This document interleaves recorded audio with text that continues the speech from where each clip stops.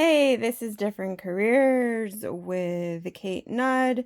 Again, we are going over massage therapy principles and practice. We are on chapter 8. Um, this is the video portion. So we're going to go over friction and then I'll talk about it briefly if I can get my mouse to work.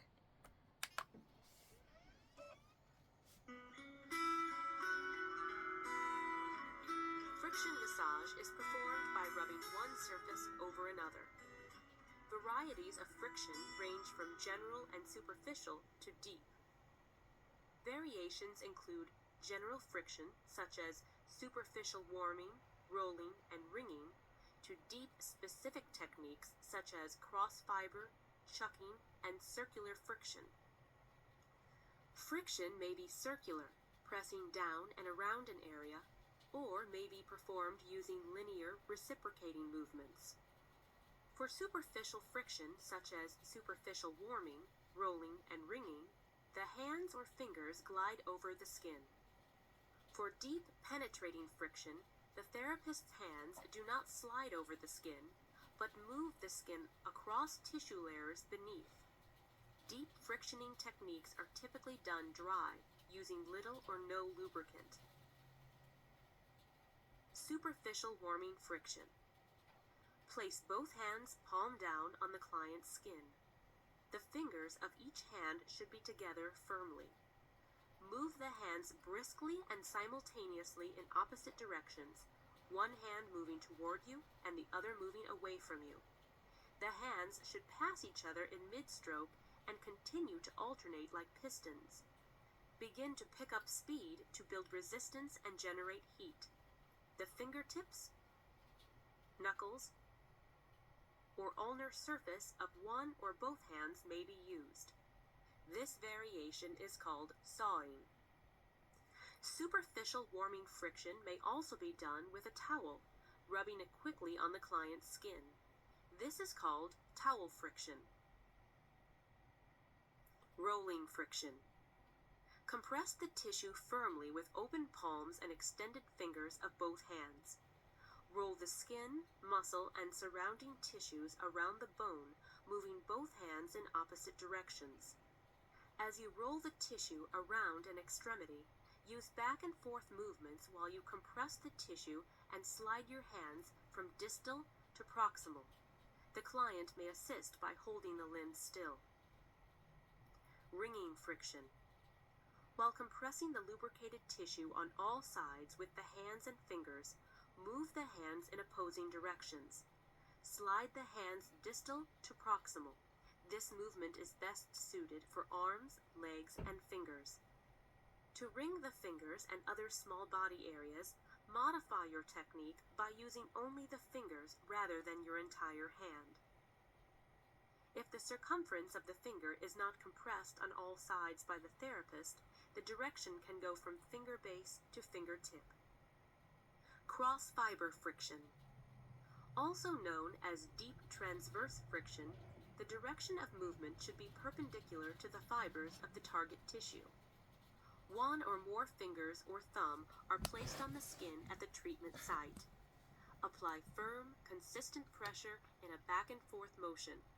The fingers and skin must move as one unit. Apply moderate to heavy pressure according to the client's tolerance for up to 15 seconds. Repeat if needed. This move is particularly effective on the suboccipital area. Chucking friction. Chucking, or parallel friction, refers to deep friction applied in the same direction as the tissue fibers.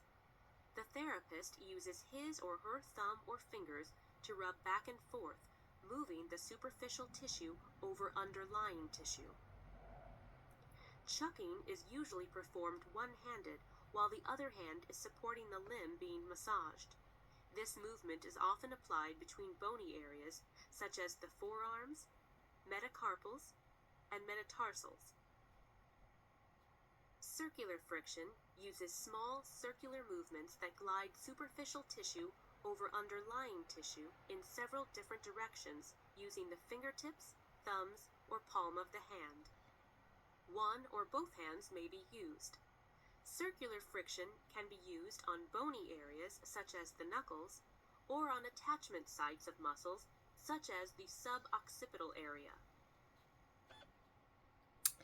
Okay, so let's talk about friction. As a licensed massage therapist, working over 3 years in my private office, and then sometime at two different like spa settings, for different employees, I would say they're showing friction a wrong way. Because there have been massage therapists that did friction on me, and they were doing it too fast, and it ended up hurting me and making me feel sore. So if they showed friction in a slower way, then I would say, yeah, the techniques they described would be effective and would actually work. Now, what people do not understand is literally to work out knots. Friction was my method of choice for working out knots. However, I did it much slower. I would warm up the muscle, try to warm it up slowly, but not so slow that, that you didn't go over it. But like warm it up a little bit, get the body's response of like, I'm going to touch this area. My intention is to thoroughly work this area in the deeper layers of the muscles. And then I would go in deep and I would try to, like again, count the seconds up to maybe 20 to 30 seconds and go back and forth. But I didn't think I was going super fast. I thought I was just like, just moving my thumb back and forth or my elbow back and forth to try to like, hey, can you, basically that was my way of, with touch communication, my intention was to tell the muscle, hey, it's okay, you can loosen up, you're tight, you don't have to stay tight anymore. So I would go up and down or like this, or if you pretend this is my elbow, I'd be like sinking in and moving my elbow back and forth. Okay, and people said it was effective for the most part. But again, people were all over the place when it came to pressure. Some people came in expecting super deep pressure, and then it seemed like they really wanted medium pressure, and it's like, you can't be defining your pressure wrong. Either you want deep or you don't, and or you want hard pressure or firmer pressure or you don't. And there's a way to, do light pressure but still be firm, meaning you're still touching the person but it just feels light, but there's still connection, so you're just still doing the top surface of the body. But super light pressure would be like, feather stroking your client, where you're like taking your fingers and going like this lightly, like it would be like if you were using a feather, the feather would tickle them. You're going so lightly, your tension isn't to tickle them, but you're increasing the lymphatic fluid in the body going up towards the heart. So that's kind of how like friction was done. It's what I used in my deep tissue massages. So they're showing you more like a sports friction here, where, hey, your client needs you to come pre-game, help warm up their muscles. So you're doing like a fast frictioning thing on your client, their legs, their arms, help assist them with warming up their muscles properly. And so then that kind of friction you're actually going to do through the clothes and try to like uh, um, stimulate those muscles. Be like, hey, you have a game. You're gonna go play now. Warm up. Get used to moving. You know.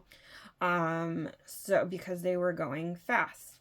However, I it seemed like sometimes when people did certain things on me, it's like someone literally did try to wring my arm one time during a massage, and they twisted the skin so hard that like it actually hurt. So it was like, well, I think I would have preferred, you know, lotion on, and then you try to wring my skin, you know, because it hurt. It was like they were wringing the skin um, past the free movement of where it would be comfortable. So it's like they obviously didn't practice the technique well enough. So it's like, um, again, was there thorough training in the massage therapy school that I went to? They didn't go into all the particulars um, of how to do every single technique thoroughly and properly, and the pros and cons, and you know, ringing friction. You know, it was more like, let's show you sports massage real quick, and like here's all these like friction stuff, and they added tapotement too. So let's go over the tapotement video now.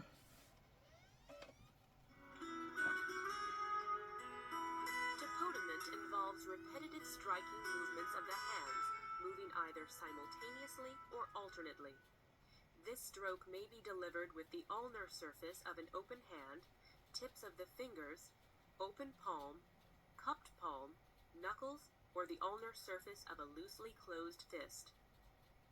The technique variations are tapping, pincement, hacking, cupping, pounding, and clapping.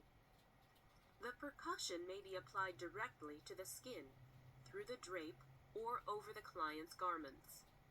When applying tapotement, begin with light pressure and moderate strike speed, gradually increase speed, and finally diminish speed and depth.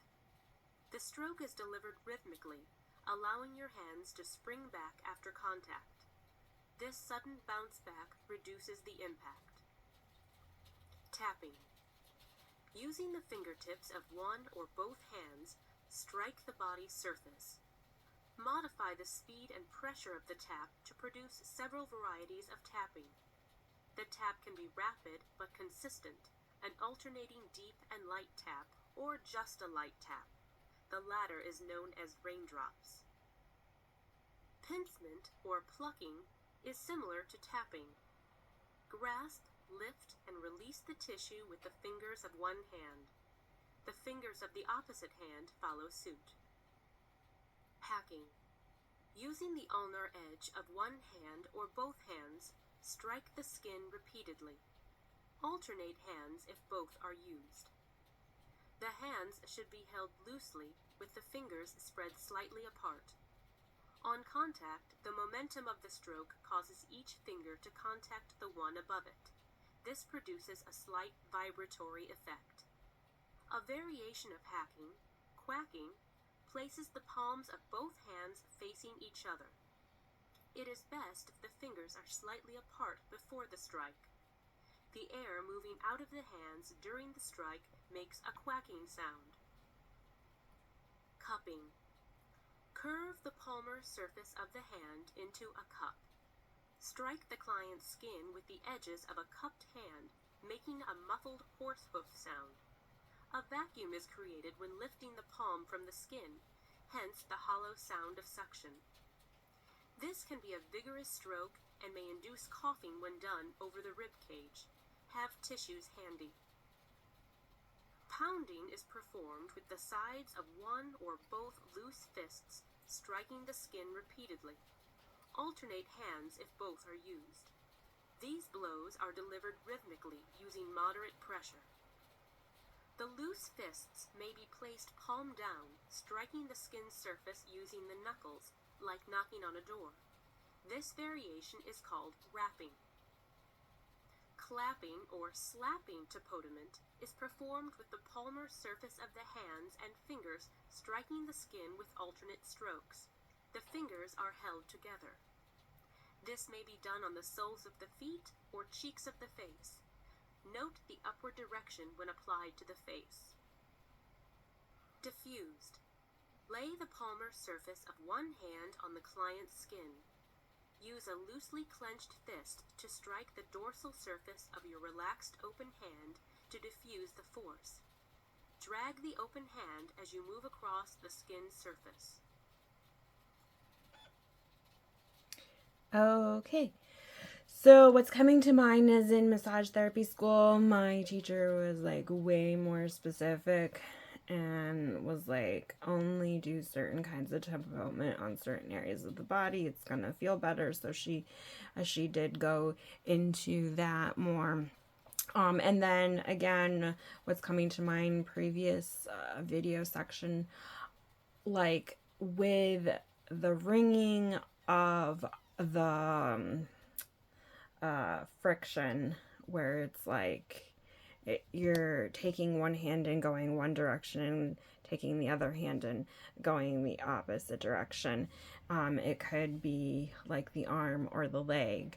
Literally, with a sports massage, where it's like you're really helping those clients warm up the muscles. I went slower through the clothes, and no one complained of it hurting or feeling uncomfortable. So, and then it's when you go like friction, where you have you rub your two hands together really, really quick. That seemed to work better on clothes. However, I found with super fast friction, if your intention is to really warm up a large portion of the muscles, what happens is you're going faster, so you're using up way more energy. If you go slow, then it's like it's not really gonna produce heat at all.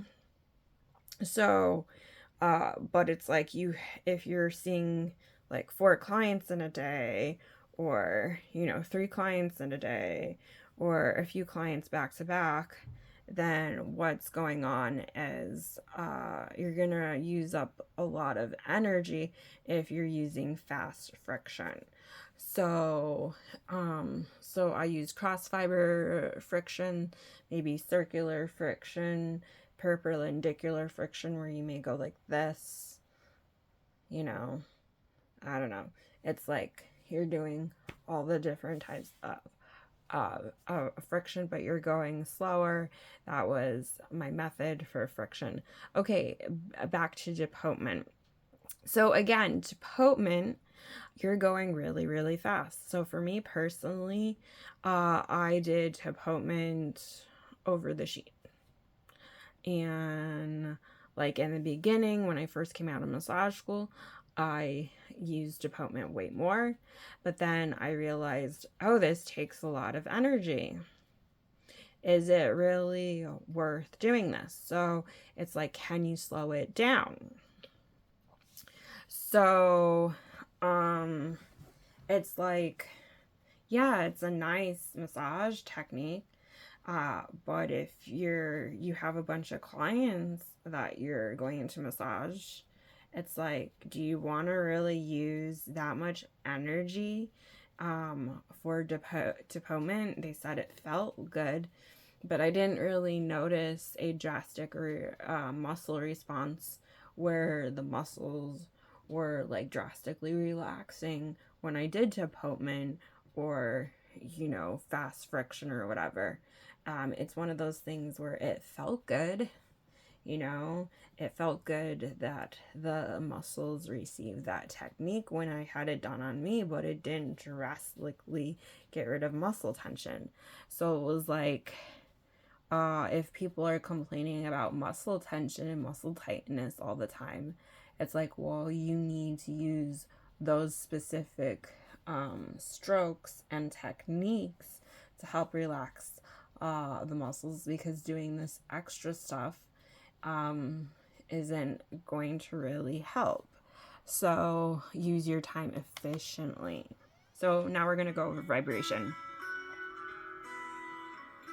Vibration is rapid shaking, quivering, trembling, or rocking movements applied with the fingertips or full hand. The three categories of vibration are fine, coarse, and rocking.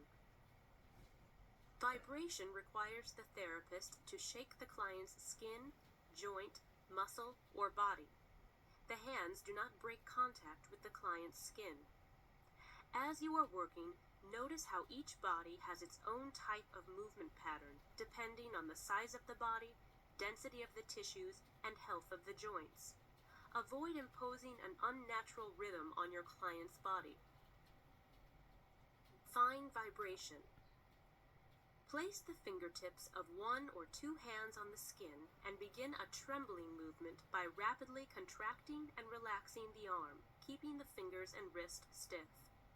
Fingers should be moving side to side or up and down while maintaining contact with the skin.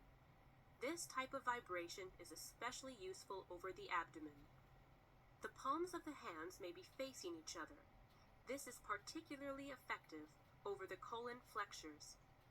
The therapist's hand may remain in one location or glide down or around an area, such as the back, legs, or arms, while applying the quivering movement.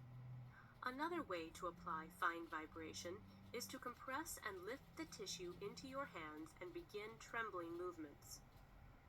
Jostling, or coarse vibration, can be used on a muscle belly or limb. When applying it to muscle, grasp the muscle and shake vigorously but rhythmically back and forth.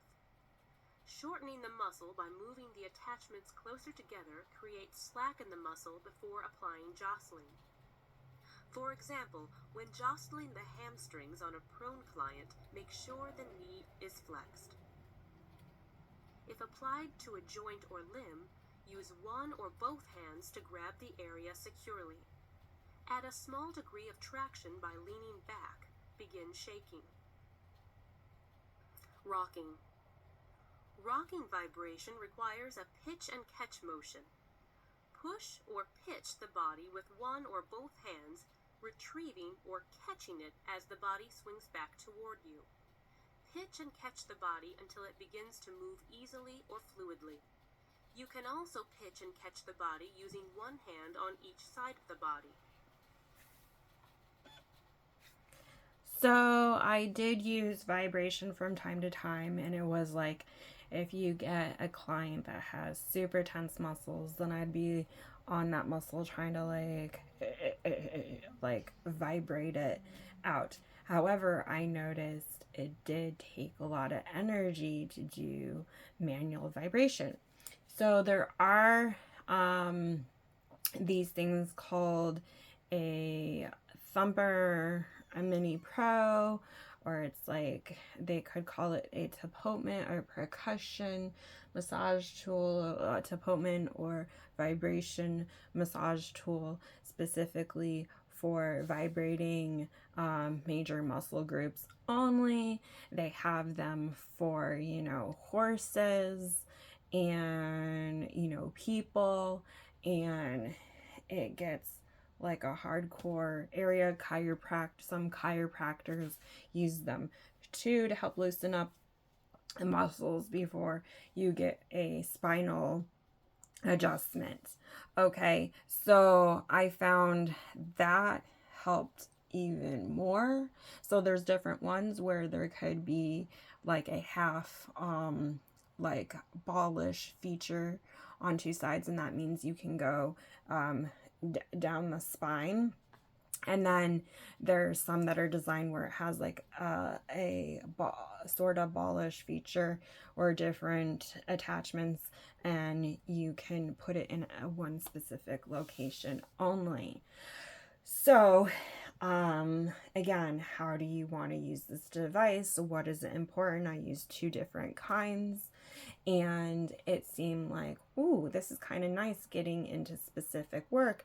But if you're wanting to do this thing where start with that tapotement vibration movement before you work a certain area, it's like it registers, hey, loosen up, hey, muscles, we're gonna work this area, you can loosen up.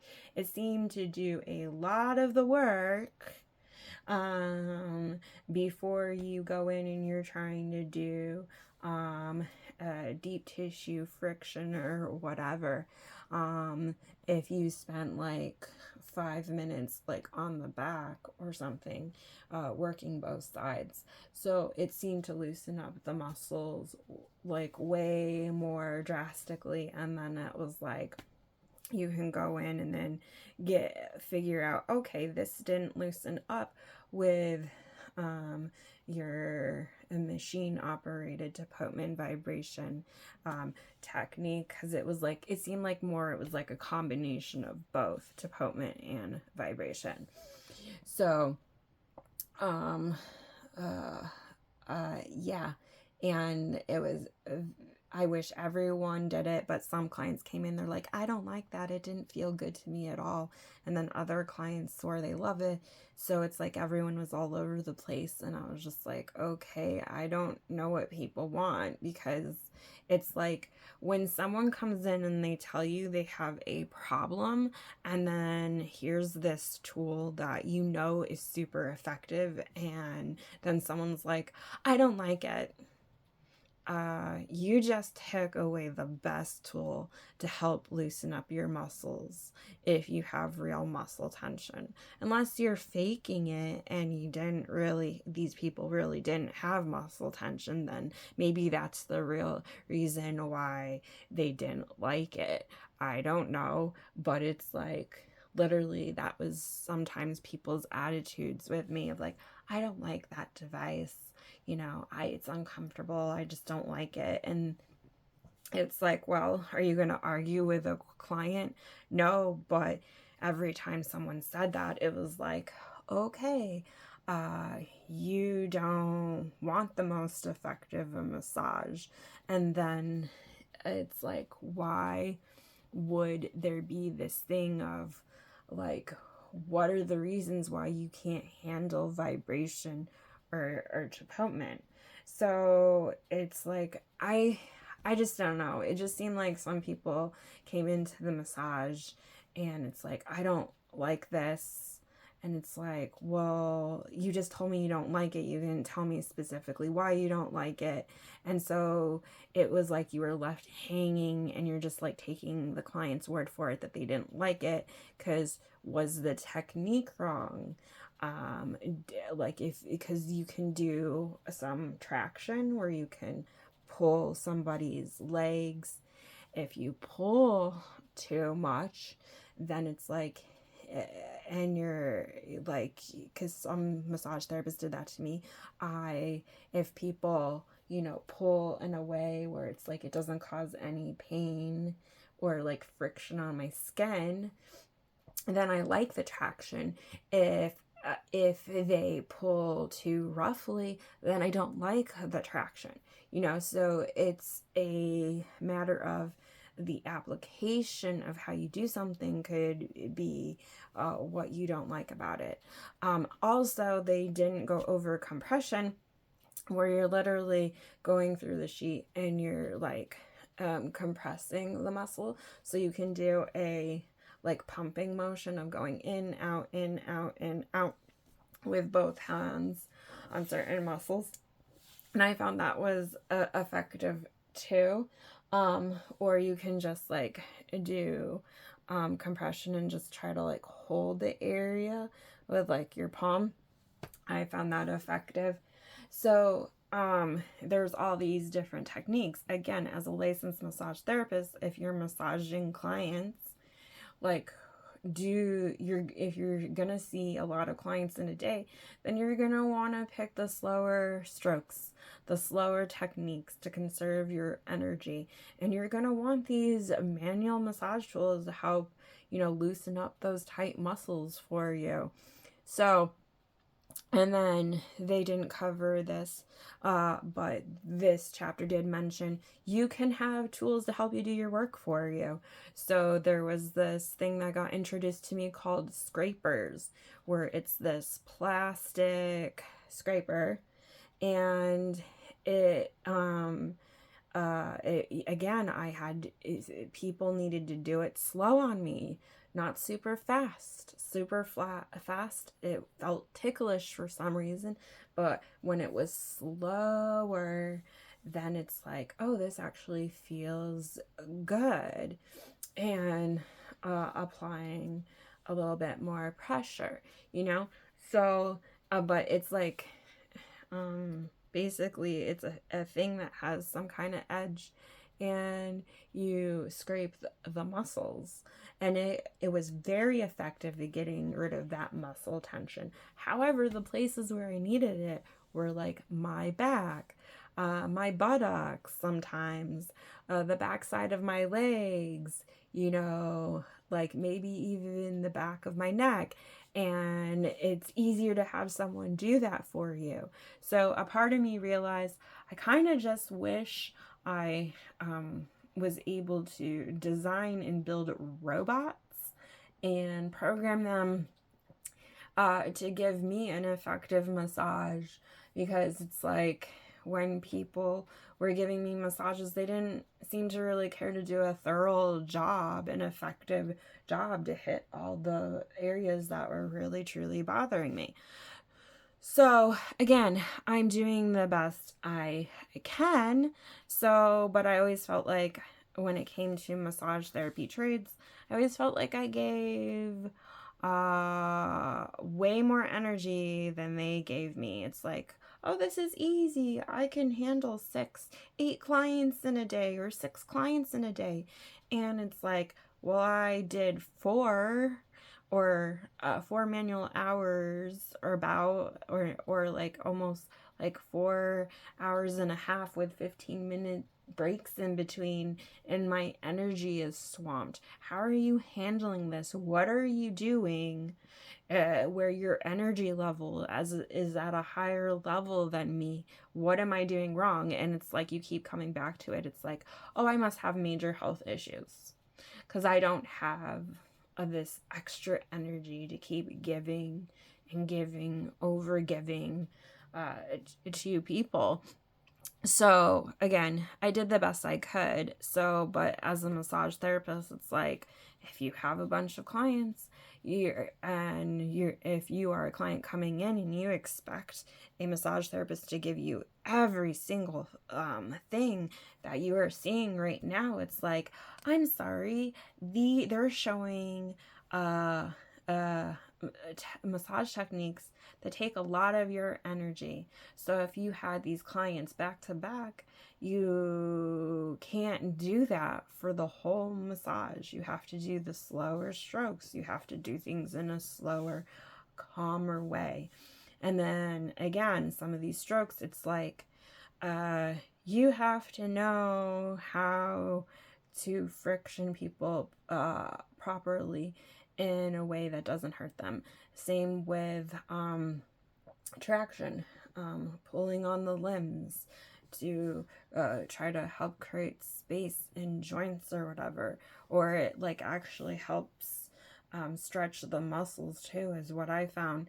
Like, you have to know how to do that in a way where you're not hurting anyone in order for someone to like it. So that's kind of how some of these massage strokes work. It's a very fine line of does this hurt? Does this feel comfortable? If someone positions someone's holds someone wrong, or does something wrong as far as positioning and friction and traction and stuff. So, and a lot of people, when I did vibration, they acted like, what are you doing? It's like they didn't understand it was a massage technique, and I was like, you doing it to help relax the muscles, the vibration stuff. So because they had that attitude of like, what are you doing? I don't like what you're doing. I just stopped, and they said it with an attitude. So they didn't say it with a question, like, oh, with curiosity in their voice of like, what are you doing? I'm not sure if I like this, and so because it was just like a bad attitude of like, what are you doing? I was like, okay, I guess you don't want vibration then. So at the end of the day, I don't think clients really liked me as their massage therapist because they didn't really want to communicate with me what they truly liked, what they truly didn't like.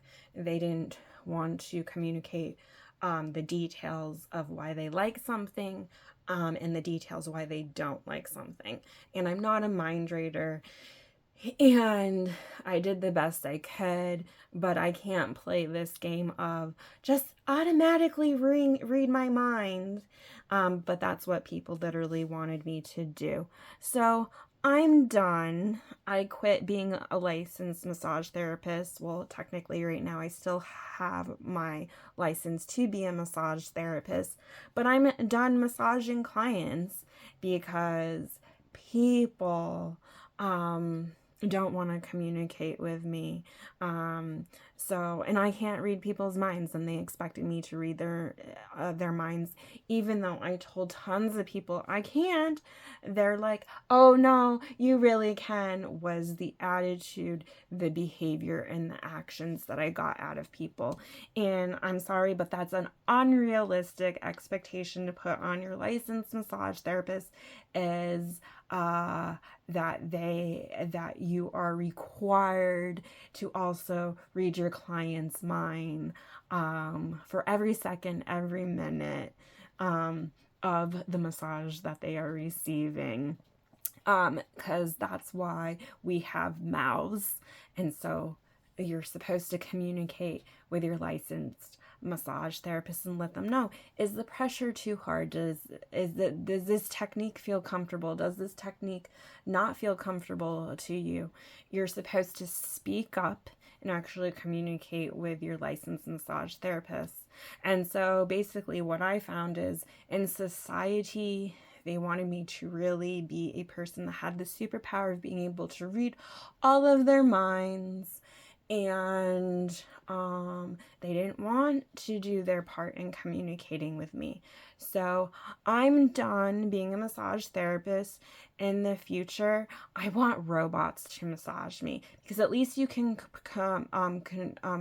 what's it called? Program a robot to do an effective, thorough job, and do it in a way where they're going to hit every single area of your body that is actually hurting, and do something to alleviate the muscle tension or the muscle pain.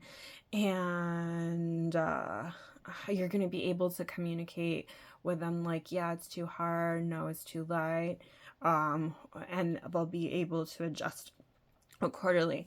So in the future, I want massages done by robots, not by people who don't care to do a good, thorough job. So if there are people out there who care about doing a good, thorough job, sure, I'm willing to get a massage from them in the future. However, it's like, well, if you had a robot and you could just buy a robot and it does that good job for you, and well, you paid for the robot, you don't have to keep paying the robot to give you a massage. You may just have to charge their battery or something, but you don't have to keep paying like for the massage. And that's part of the problem, is some of these massage therapists, it wasn't just a trade. It was like, I paid for these massages and they didn't do really anything to alleviate my muscle tension. I walked out of the massage still having muscle tension. So it's like, I'm sorry. Like, what kind of massage therapist are you? Like, you didn't alleviate any of my muscle tension. So it was literally, I was paying for a massage because I wanted safe, loving touch, and I was paying someone to love me in a safe, physical way. Is what it came down to. Because I didn't get my muscle health needs met by any of the massage therapists that I traded with or paid for a massage for. It didn't, it, it did not alleviate the muscle tension. So, yeah, so I hit burnt out. I hit the end of my career because massages stopped working for me, because too many clients complained, because too many clients didn't want to do their job and communicate with me, because too many clients did not want to do their job and help make sure they were always draped properly after I draped a certain different areas of the body. So it's like, for all those reasons, I hit burnout, and I'm like, goodbye. I'm gonna have to do a different career because obviously people don't value a good licensed massage therapist that is thorough and wants to make sure every massage stroke has purpose and intention and is effective for that individual. So, goodbye, everyone. I hope you can find other better massage therapists out there than me, because obviously people have rejected me for being a licensed massage therapist. So it is what it is. And as a client, please communicate with other licensed massage therapists, with your chiropractors, with your healthcare physicians in different areas. Communicate with them. But obviously, if people do not want to take responsibility for their words, their actions, their behavior, and do their part to also communicate with you, then it's like, what can you really do? And you're going to have a one-sided conversation. And that's kind of what it feels like in every single area of my life, no matter what I do.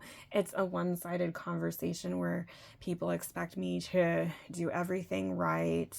And then when I make mistakes, they say they may be a little forgiving, but are they really? Probably not. People don't forgive me when I accidentally make a mistake. So it's like me doing the job, the best that I could do. It, it wasn't good enough. And then also, I went overtime, you know? When I was in my private practice, 60 minutes meant 60 minutes, but I went over 60 minutes. And when I was working for other people, a 50-minute massage was what people were getting. I went over a minute or two. So they got over the amount of time. So the people who didn't get their full time at all, it's because they were like 15 minutes late. They arrived super late. I'm sorry, I don't have 15 extra minutes to give you because I need a bathroom break in between massages. I may need to drink some water to stay hydrated. I may need to stretch a little bit. I have to get the dirty sheets off the table, put the clean sheets on the table, make it look nice and presentable for the next client, Then you have to talk to the next client and make sure you understand what they want to get out of the massage. So it's not this, I'm sorry, it doesn't take a second for a client and the table to be changed over and ready to go for the next client. You need really 5 to 10 minutes or 15 minutes, So it's like, take that into consideration, and that's why it's better to be early for your massages, not exactly on time, because it's like, are you taking up some of the time of your hands-on time to get on the table if you're not early, depending on where you go? So take all of that information into consideration when you're choosing to receive a massage. You want the full time? Be early. So I hope you enjoyed this video. Again, with my videos, positivity and negativity are allowed to be here because we live in a very negative environment. And to make that negative environment more positive, you may have to express the negative emotions so you can go to those super positive emotions. So I guess at the end of the day, I am glad I'm not a massage therapist anymore. I'm glad I'm not massaging clients. I currently do not have a job. I do not know what other career I'm going to go into at this time. I feel like I need to be completely re-educated and learn the alphabet all over again and speak the letters properly to be able to have true success in my life. So that's really what I want to do, is to get re-educated from like kindergarten all the way up and learn the different subjects and everything all over again. But where do I get the right material to be able to do this properly is really where my conundrum is right now. So in the meantime, I am doing different videos and have a different channels, and I might have accidentally said the name of one of my channels on a previous video.